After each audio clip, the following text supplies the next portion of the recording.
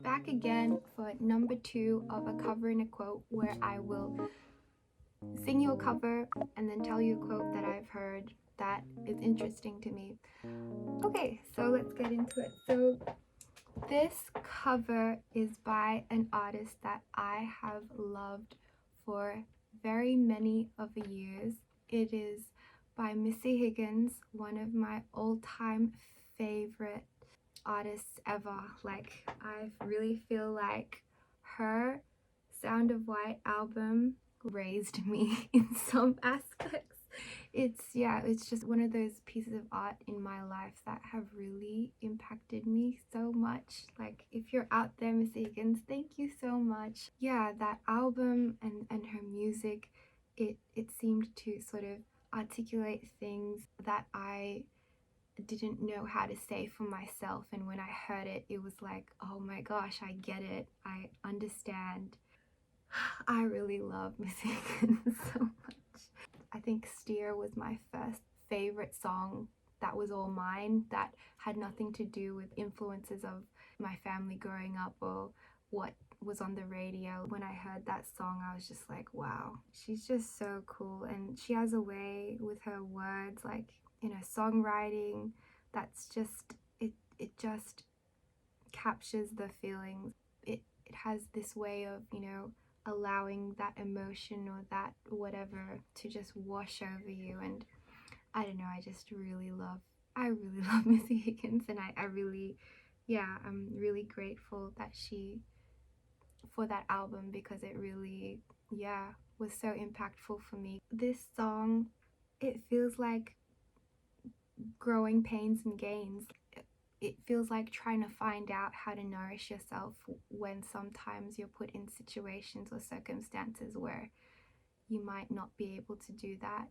I think it really reflects what Missy Higgins' songs have done for me. It was that place where I could go after school and just, zone out and listen to something that I really resonate with, even if, I was having issues or, yeah, there was problems.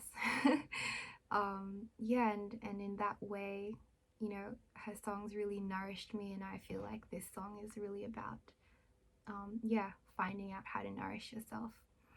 So without further ado, here is Sugarcane by Missy Higgins. Baby ballerinas hiding somewhere in the corner where the shadow wraps around her and the torches cannot find her. She will stay there till the morning, crawl behind us as we are yawning. She will leave our games to never be the same. So grow tall, sugar cane.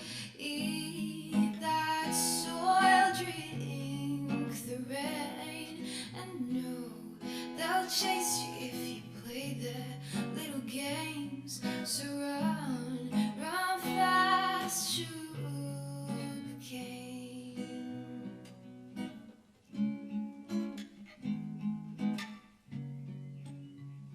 You see, my peep show booth is handy. There's a one-way on the mirror, so I can dance here with my hair down. But I don't see if you get bitter.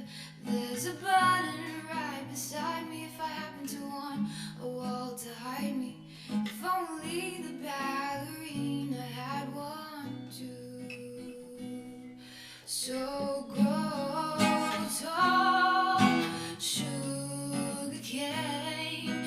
Eat that soil, drink the rain, and know they'll chase you if you play their little game. So run, run fast, sugar cane. She said always be afraid.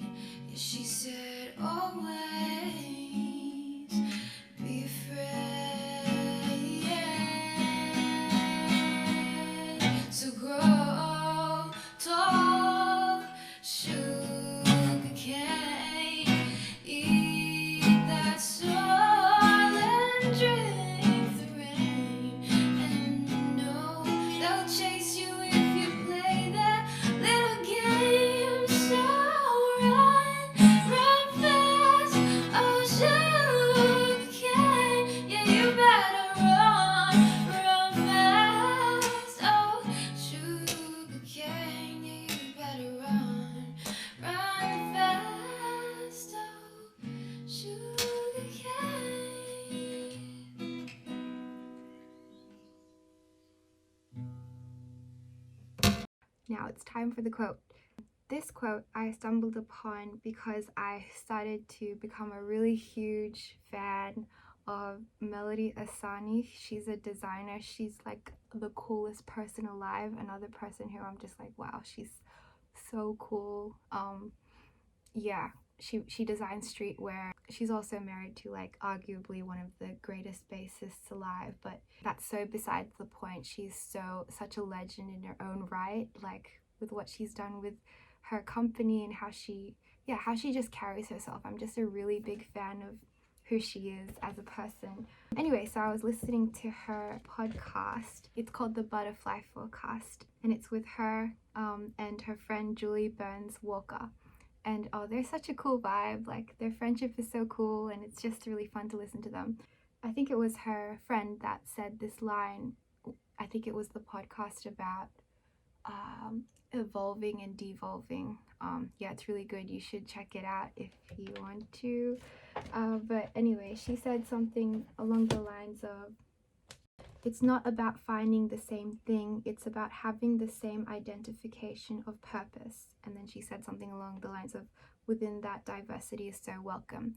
And I think she was referring to sort of finding your people. She was referring to sort of how to fit in and how to really connect with people and not feel like you have to put on something to be in a crowd, and how to attract your crowd. It made me remember something that a priest said in a homily, which was unity doesn't equal uniformity. And I think so often, growing up at school, and often thick cliques form where you have the same something, or it's all very exterior and you have to be the same to be in, when really that sort of crushes the whole idea of acceptance, because acceptance is about coming as you are, and everybody's different. I guess, when we're trying to find people that we can relate to, it's not so much trying to find the people that are the same as us, because I don't think that that's realistic to find, because we're all different.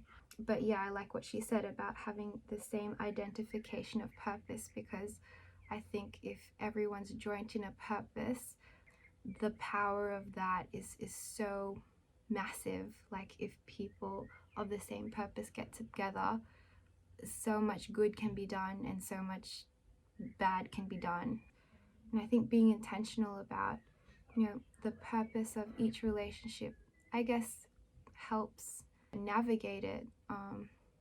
I think the older we get, I think the circles get a bit smaller, and that's okay, because it's better quality over quantity, as they say. I thought it was just a really interesting thing that was said in terms of finding people that you can really trust and that you can really journey with. I think that's the main thing. I think it's great to find people who you can really journey with, and I think the best way to find that is through what she said, was finding that same purpose, and that can really bind people no matter how different they are. And that's beautiful, how people can be so different but still get along so well. Like even when I think about Jamie and I, we're very different people. Our personalities are so different, what our interests are quite different, but we seem to go okay most of the time. And it just reminds me, like, I think we have similar purpose for this channel, and we have similar ideas about what we want to do in life, and I think that's why we work. Hopefully she'll be back soon, but I'm really grateful for that relationship as well. Anyway, I think that's enough of me yabbing on. Hopefully that was helpful, and yes, I think I'll stop talking now. Okay, goodbye.